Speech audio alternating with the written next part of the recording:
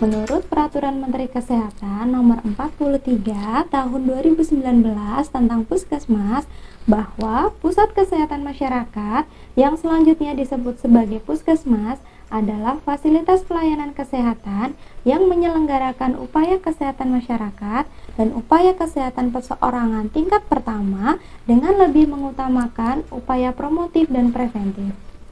Anak adalah tunas bangsa, generasi penerus bangsa, tumpuan harapan bangsa yang bisa melanjutkan cita-cita bangsa menuju Indonesia maju. Kesehatan anak perlu mendapat pelatihan yang serius karena memegang peranan penting dalam mencapai kelangsungan serta keberhasilan tujuan pembangunan nasional. Pelayanan kesehatan balita di puskesmas dilakukan dengan metode pendekatan manajemen terpadu balita sakit atau yang biasa disebut dengan MTBS sesuai dengan panduan Kementerian Kesehatan Republik Indonesia pada Buku Bagan Revisi 2021. Aspek yang harus diperhatikan meliputi keluhan utama, status gizi, imunisasi, dan perkembangan. Semua aspek pengkajian keperawatan balita ada di formulir MTBS, sehingga kita sebagai tenaga kesehatan harus mampu melakukan pengkajian pada balita sesuai dengan standar. Berikut tata cara pengisiannya. Memeriksa tanda bahaya umum dengan segitiga asesmen gawat anak atau SAGA. Tanyakan, apakah anak bisa minum atau menyusu? Apakah anak memuntahkan semua makanan dan minuman? Apakah anak pernah kejang selama sakit ini? Lihat dan dengar. Tentukan penampilan. Apakah anak kejang? Apakah anak tidak dapat berinteraksi dengan lingkungan atau tidak sadar? Apakah anak gelisah, rewel, dan tidak dapat ditenangkan? Apakah anak mempunyai pandangan kosong atau mata tidak membuka? Apakah anak tidak bersuara atau justru menangis melengking? Tentukan usaha napas. Apakah terdapat tarikan dinding dada ke dalam? Apakah terdengar stridor?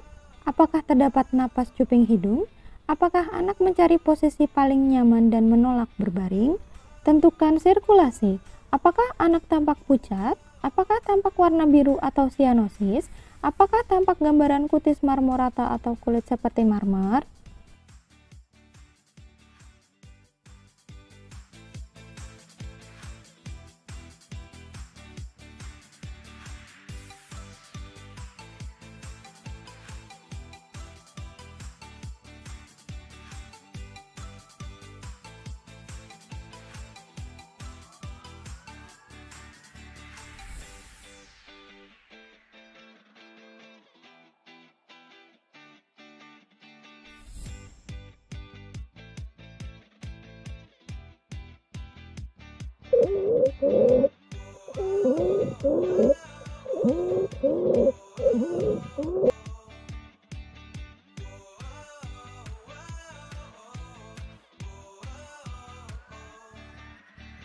Jika terdapat satu atau lebih gejala pada setiap komponen penampilan, usaha napas, dan sirkulasi, lakukan bantuan hidup dasar, lalu rujuk segera. Jika terdapat satu atau lebih tanda berikut, tidak bisa minum atau menyusu, memuntahkan semua makanan dan minuman, pernah kejang selama sakit ini, ditemukan satu atau lebih gejala pada komponen penampilan atau usaha napas atau sirkulasi. Jika sedang kejang, berikan diazepam. Jika ada stridor, pastikan tidak ada sumbatan jalan nafas. Berikan oksigen 3-5 liter per menit melalui nasal prong dengan perangkat oksigen standar.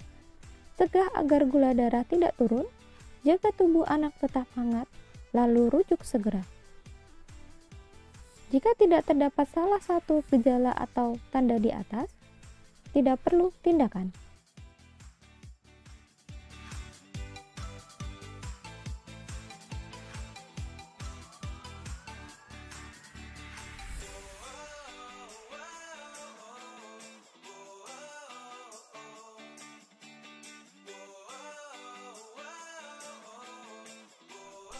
Apakah anak menderita batuk dan atau sukar bernapas?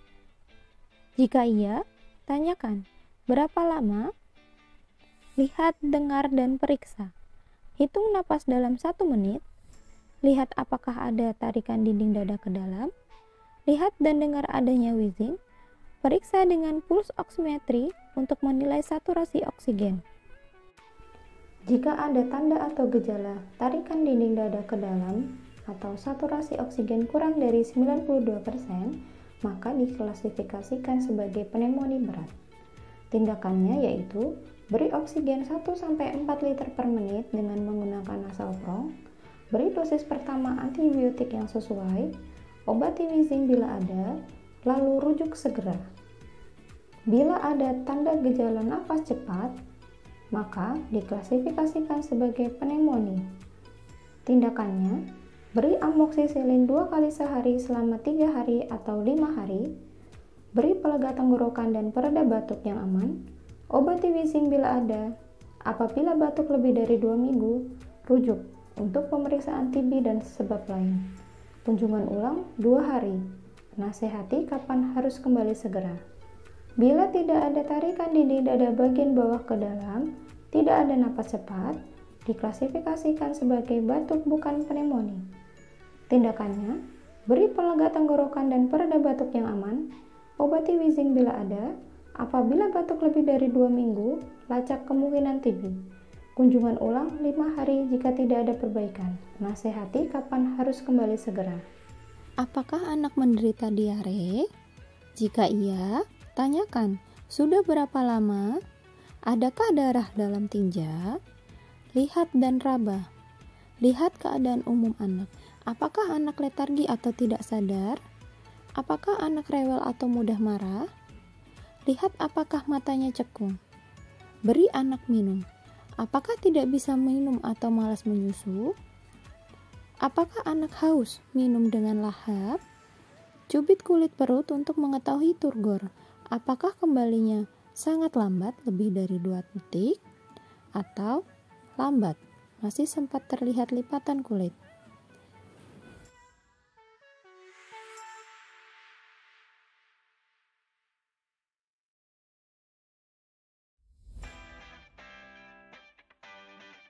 Ya, kita raba di sini. Bentuknya cekung apa tidak? Ya, kalau cekung berarti tandanya dia kurang.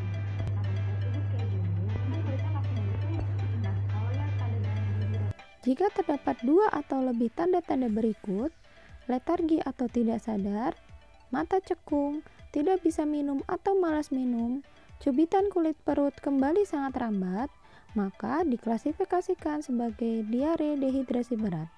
Tindakannya yaitu, jika tidak ada klasifikasi berat lain, beri cairan untuk dehidrasi berat dan tablet zinc sesuai rencana terapi C. Jika anak mempunyai klasifikasi berat lain, rujuk segera. Jika masih bisa minum, berikan ASI dan larutan oralit selama perjalanan. Jika anak lebih dari 2 tahun dan ada wabah kolera di daerah tersebut, beri antibiotik untuk kolera. Jika terdapat 2 atau lebih tanda-tanda berikut, rewel atau mudah marah, mata cekung, haus, minum dengan lahap, cubitan kulit perut kembali lambat, maka diklasifikasikan sebagai diare dehidrasi ringan atau sedang. Tindakannya yaitu beri cairan, tablet zinc, dan makanan sesuai rencana terapi B. Jika terdapat klasifikasi berat lain, rujuk segera. Jika masih bisa minum, berikan ASI dan larutan oralit selama perjalanan. Kunjungan ulang 2 hari jika tidak ada perbaikan. Jika tidak cukup tanda-tanda untuk diklasifikasikan sebagai diare dehidrasi berat atau diare dehidrasi ringan sedang, maka diklasifikasikan sebagai diare tanpa dehidrasi. Tindakannya yaitu beri cairan, tablet zinc, dan makanan sesuai rencana terapi A. Kunjungan ulang 2 hari jika tidak ada perbaikan.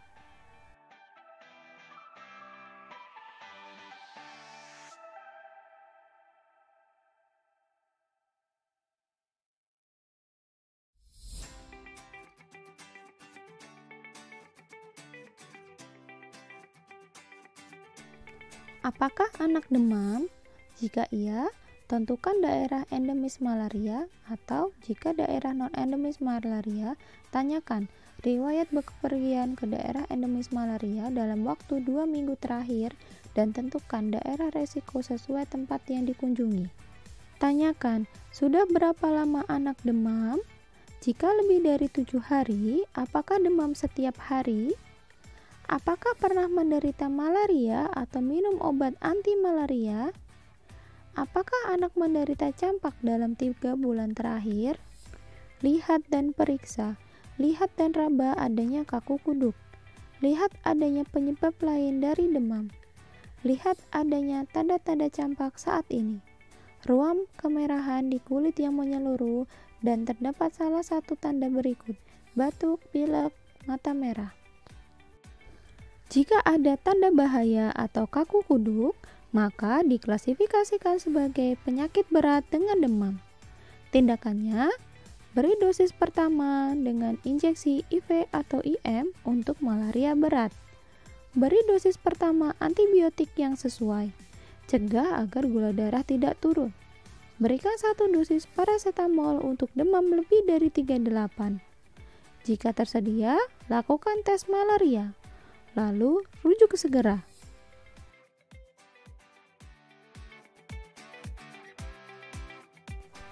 Jika ada tanda atau gejala demam pada anamnesis atau teraba panas atau suhu lebih dari 37,5 dan mikroskopis positif atau RDT positif, maka diklasifikasikan sebagai malaria. Tindakannya yaitu beri obat anti malaria oral pilihan pertama. Beri 1 dosis paracetamol untuk demam lebih dari 38 derajat Celcius. Kunjungan ulang 3 hari jika tetap demam. Jika mikroskopis negatif atau RDT negatif atau ditemukan penyebab lain dari demam, maka diklasifikasikan sebagai demam mungkin bukan malaria. Tindakannya yaitu beri 1 dosis paracetamol untuk demam lebih dari 38 derajat Celcius. Obati penyebab lain dari demam. Kunjungan ulang 3 hari jika tetap demam. Apakah anak mempunyai masalah telinga? Jika iya, tanyakan, apakah ada nyeri telinga? Apakah ada rasa penuh di telinga? Anak rewel, ada rasa tidak nyaman di telinga, menarik-narik telinga. Adakah cairan atau nanah yang keluar dari telinga? Jika iya, berapa lama? Lihat dan dengar. Lihat, adakah cairan atau nanah yang keluar dari telinga? Raba, adakah pembekakan yang nyeri di belakang telinga? Jika ada tanda atau gejala pembengkakan yang nyeri di belakang telinga, maka diklasifikasikan sebagai mastoiditis. Tindakannya yaitu beri dosis pertama antibiotik yang sesuai. Beri dosis pertama paracetamol untuk mengatasi nyeri. Lalu, rujuk segera. Jika ada tanda atau gejala nyeri telinga atau rasa penuh di telinga atau tampak cairan atau nanah yang keluar dari telinga selama kurang dari 14 hari, maka diklasifikasikan sebagai infeksi telinga akut. Tindakannya, beri antibiotik yang sesuai selama 10 hari. Beri paracetamol untuk mengatasi nyeri. Keringkan telinga dengan bahan penyerap. Jika terdapat cairan yang keluar dari telinga, beri obat tetes pencuci NaCl 0,9% atau H2O2 3% dan obat tetes antibiotik yang sesuai. Kunjungan ulang 5 hari.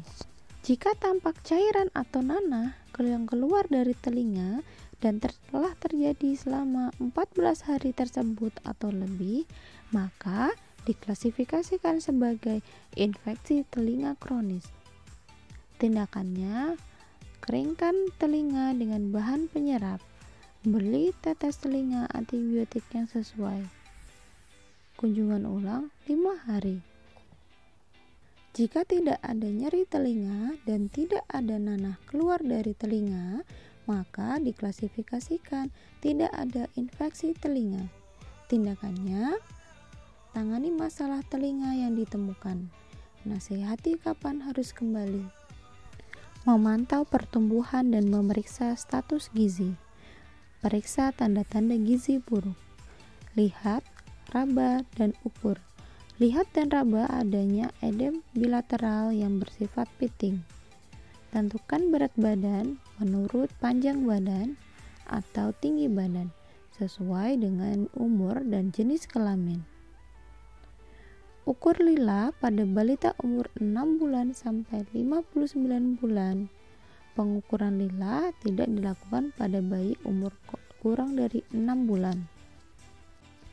Jika anak usia 6 sampai 59 bulan dengan satu atau lebih tanda berikut: edem pada seluruh tubuh, skor ZBB per PB atau BB per TB kurang dari min 3 SD, lila kurang dari 11,5 cm, dan terdapat salah satu atau lebih tanda-tanda telah terjadi komplikasi medis seperti anoreksia, dehidrasi berat, muntah terus-menerus, diare, letargi atau penurunan kesadaran, demam tinggi atau pneumonia berat, anemia berat, atau BB kurang dari 4 kilo. Untuk anak umur kurang dari 6 bulan dengan satu atau lebih tanda berikut: skor BB per PB sama dengan min 3 SD, ada edem, terlalu lemah untuk menyusu, berat badan tidak naik atau turun, terdapat tanda-tanda komplikasi medis.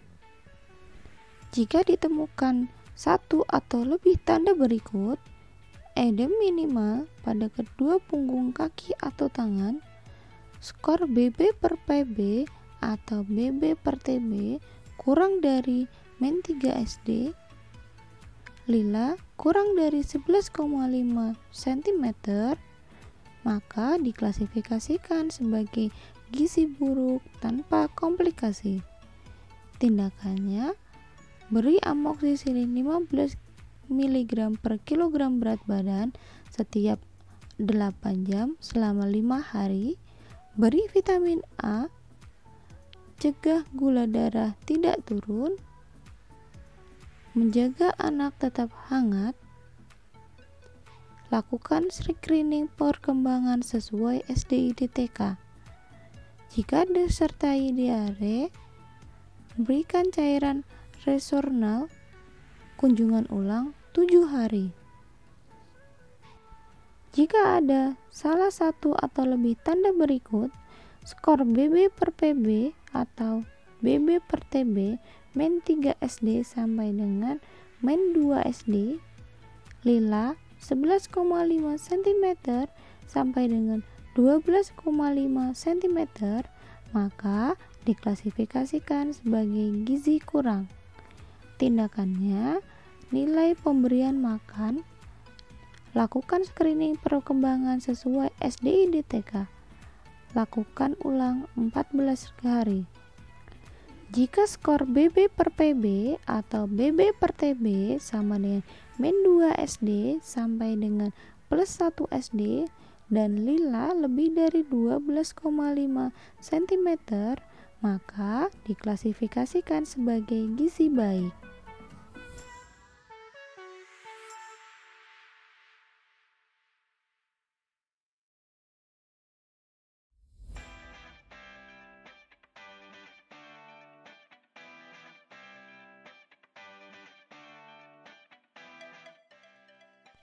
Memeriksa anemia. Lihat apakah ditemukan pucat atau sangat pucat pada telapak tangan, konjungtiva, bibir, lidah, bantalan kuku. Periksa, lakukan pemeriksaan HB jika tersedia. Jika terdapat satu atau lebih tanda berikut: sangat pucat pada telapak tangan atau konjungtiva atau bibir atau lidah atau bantalan kuku, Hb kurang dari 7 gram per dl, maka diklasifikasikan sebagai anemia berat. Tindakannya, bila masih menyusu, teruskan pemberian ASI, lalu rujuk segera. Jika terdapat satu atau lebih tanda berikut, pucat pada telapak tangan atau konjungtiva atau bibir atau lidah atau bantalan kuku, Hb 7 sampai kurang dari 10 gram per dl, maka diklasifikasikan sebagai anemia. Tindakannya, nilai masalah pemberian makan anak. Jika ada masalah, kunjungan ulang 7 hari. Beri zat besi. Lakukan pemeriksaan tinja untuk deteksi cacingan. Jika hasil positif, berikan obat cacing. Jika anak tinggal di daerah endemis tinggi malaria, lakukan pemeriksaan RDT malaria. Kunjungan ulang setelah 7 hari. Jika tidak ditemukan tanda kepucatan, maka diklasifikasikan tidak anemia. Jika anak kurang dari 2 tahun, nilai masalah pemberian makan. Jika ada masalah, kunjungan ulang 7 hari. Memeriksa status HIV. Tanyakan, apakah ibu atau anak pernah dites HIV? Jika iya, tentukan status HIV. Ibu positif atau negatif. Anak, tes virologi positif atau negatif. Tes serologi positif atau negatif.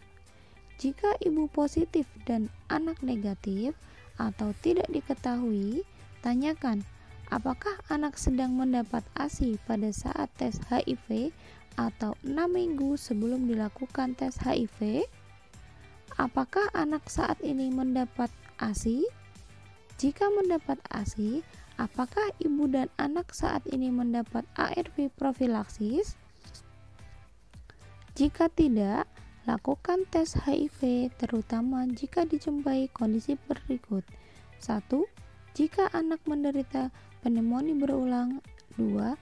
Diare persisten berulang atau bercak putih di rongga mulut. 3. Infeksi berat biasanya membutuhkan perawatan di rumah sakit, atau gizi kurang atau gizi buruk yang tidak membaik dengan penanganan gizi. Jika status HIV ibu dan anak tidak diketahui, tes ibu. Jika status HIV ibu positif dan anak tidak diketahui, tes anak.